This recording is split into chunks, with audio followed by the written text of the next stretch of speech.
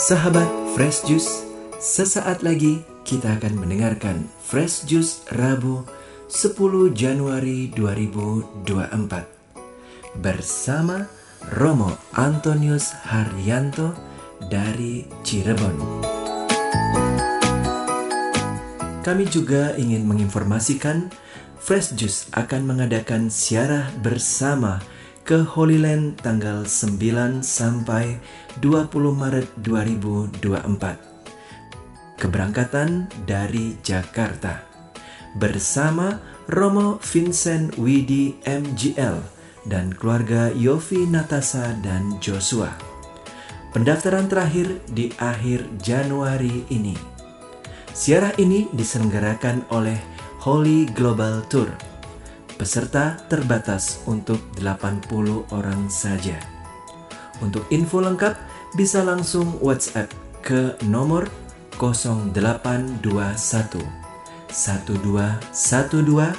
2525. Sekali lagi 0821 1212 2525. Atau bisa bergabung di grup WA dengan klik bit.ly/FJ-Holyland 2023. Akhirnya, mari kita mendengarkan renungan hari ini.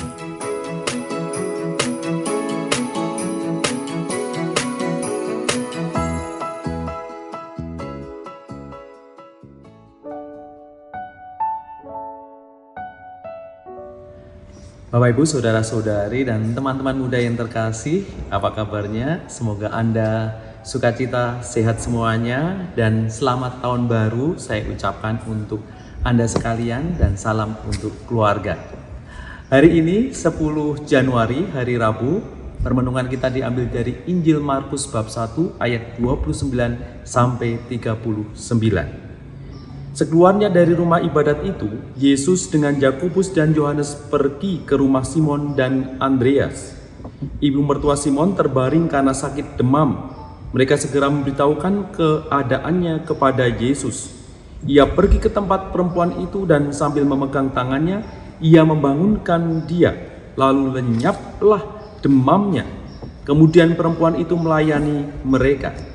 Menjelang malam sesudah matahari terbenam, dibawalah kepada Yesus semua orang yang menderita sakit dan yang kerasukan setan.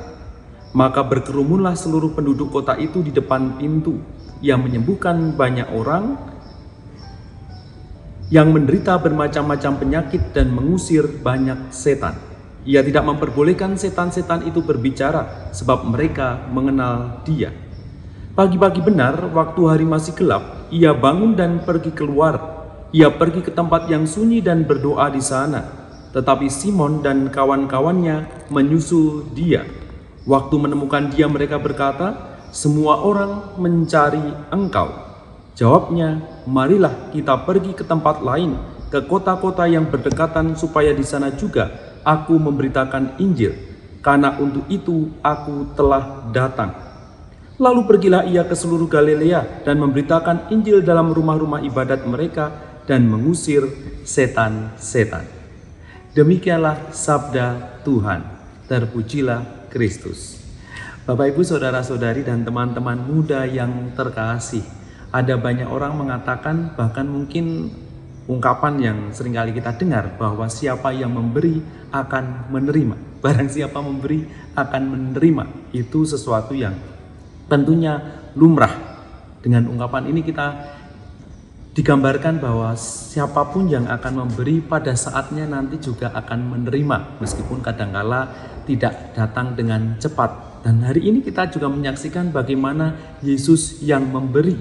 Ia memberi kesembuhan, ia memberi bantuan untuk mengusir roh jahat. Kalau kita lihat tadi bagaimana seorang perempuan yang disembuhkan karena sakit demam, dan juga digambarkan ada banyak orang yang menderita sakit dan kerasukan setan disembuhkan, dan akhirnya Yesus menerima kasih dari banyak orang. Ia diterima oleh banyak orang dengan kehadirannya yang berbuat baik. Ia memberi, banyak orang yang mengasihi. Tetapi apakah dalam hidup kita, dalam kamus hidup kita, kita sudah siap untuk berbagai kemungkinan, bahkan kemungkinan yang buruk yang tidak kita harapkan. Misalnya, kita sudah memberi, tetapi kita tidak menerima. Kita membayangkan barang siapa yang mengetuk pintu maka akan dibukakan. Barang siapa meminta akan diberikan. Tetapi kita sudah memberi, tidak balik diberi atau menerima sesuatu. Kemungkinan yang buruk tentu bisa saja terjadi. Mungkin dari Anda pernah mengalami bagaimana kita sudah berbelas kasih tetapi kita juga tidak dikasihi. Kita sudah memberi tetapi kita juga tidak menerima. Kita sudah berbaik hati tetapi kita tetap dicuekin. Kita sudah menyapa dengan ramah tetapi kita ditanggapi dengan ketus. Atau berbagai situasi yang lain yang rasanya membuat kita kalau tidak bersabar hati akhirnya menjadi sakit hati. Hari ini kita diajak untuk melihat dengan berbagai kemungkinan hidup kita. Maka sikap memberi adalah sikap dengan tulus. Sikap memberi adalah sikap yang mau berkorban dan tanpa harap kembali. Memberi saja. Dan tidak usah kemudian ada kamus harapannya kembali lagi atau kemudian balik diberi lagi. Kalau seperti itu, kita tidak siap dengan kemungkinan yang terburuk. Hari ini kita juga melihat bagaimana Yesus tidak hanya kemudian tinggal dengan kenyamanan karena sudah diterima di tempat itu, karena sudah diberi banyak perhatian orang-orang di tempat itu, tetapi Yesus tetap punya prioritas atas hidupnya. Ia melanjutkan pewartaannya. Pergilah ia ke seluruh Galilea dan memberitakan Injil. Ia tidak stay di satu tempat, tetapi dia mau mewartakan ke semua tempat. Ia tidak hanya kemudian nyaman di tempat tertentu, tetapi Yesus berani meninggalkan tempat dan kenyamanan untuk semakin memperluas kebaikan yang dia lakukan. Maka semoga kita hari ini boleh belajar pada cinta Yesus yang memberi, tidak harap kembali, cinta Yesus yang siap dengan segala kemungkinan, bahkan kemungkinan yang terburuk. Ajarilah kami ini saling mengasihi, ajarilah kami ini saling menyayangi. Semoga kita belajar cinta dari Yesus.